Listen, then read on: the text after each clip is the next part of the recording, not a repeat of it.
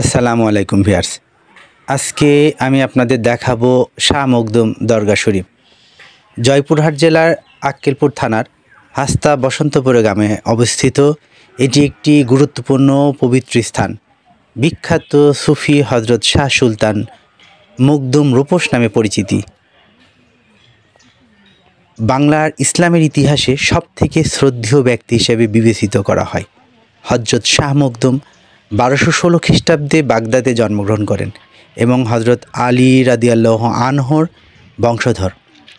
সুদূর বাগদাদ থেকে বাংলাদেশে ইসলাম প্রচারের জন্য আসে। রাজশাহী শহরে তার একটি মাজার আছে। কথিত আছে রাজশাহী শহর থেকে কুমিরের পিঠে করে এই স্থানে এসে বিশ্রাম নিতেন।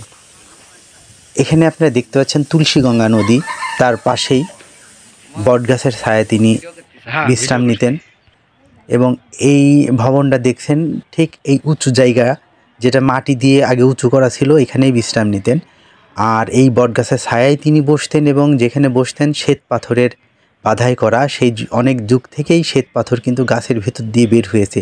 আপনারা দেখতে পাচ্ছেন ভিতরে অনেক ইট সুরকি দিয়ে বানানো, ওগুলোও দেখতে পাচ্ছেন। এই বটগাছটা কিন্তু 200 বছর আগেকার। এই বটগাছের ছায়ায় তিনি বসতেন। আক্কেলপুরে অবস্থিত এই জায়গাটায় প্রতিদিন শত শত মানুষ আসে এই পবিত্র স্থানে দর্শন করার জন্য। এখানে হিন্দু, মুসলিম, বৌদ্ধ, খ্রিস্টান সব শ্রেণীর মানুষই এই পবিত্র স্থানটায় আসেন।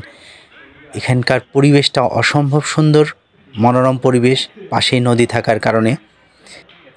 এবং এর পাশে যে মাঠটা আছে, এইটা আক্কেলপুর থানার সব থেকে বড় ঈদগাহ জামাত অনুষ্ঠিত হয় এখানে। এখানে ঈদের সময় প্রচুর মানুষ আসে ঈদগাহে নামাজ পড়ার জন্য এবং এই জেলার মধ্যে সব থেকে বড় জামায়াত অনুষ্ঠিত হয় এই ঈদগাহ মাঠে। তো ভিউয়ার্স, আপনারা দেখতে থাকুন শাহ মখদুম দরগা। ভিডিওটা যদি ভালো লাগে তাহলে অবশ্যই লাইক, কমেন্ট এবং শেয়ার দিবেন। এবং ভিউয়ার্স, নতুন নতুন ভিডিও দেখতে চাইলে অবশ্যই আমাকে ফলো দিয়ে রাখবেন। আশা করি আমি চেষ্টা করব আপনাদের নতুন নতুন অনেক কিছু বাংলাদেশের আনাচে কানাচে সিটিয়ে ছড়িয়ে আছে সেগুলো দেখানোর জন্য। ধন্যবাদ।